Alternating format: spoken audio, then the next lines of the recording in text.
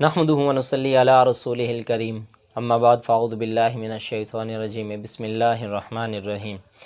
آج کا سوال یہ ہے کہ روزے کی حالت کے اندر کوئی شخص اپنی بیوی سے پیار کر سکتا ہے یا اپنی بیوی کی کس وغیرہ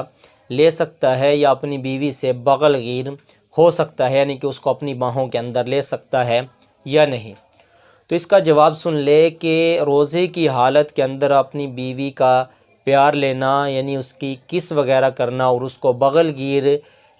اپنی باہوں کے اندر لینا یہ جائز ہے۔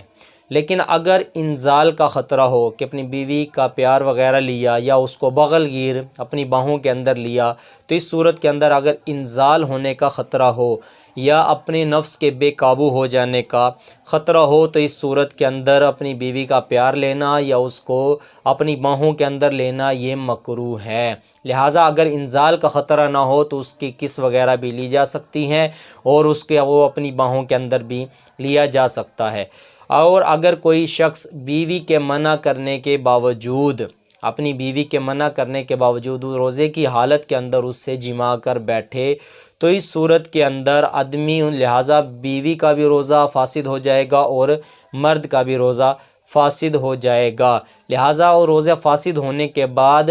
بیوی پر اس روزے کی قضا لازم آئے گی، صرف قضا کفارہ اس پر لازم نہیں آئے گا، اور شوہر پر اس روزے کی قضا بھی لازم آئے گی اور اس روزے کا کفارہ بھی لازم آئے گا، کیونکہ اس جماع کے اندر بیوی کی رضا نہیں پائی گئی، شوہر کی رضا اس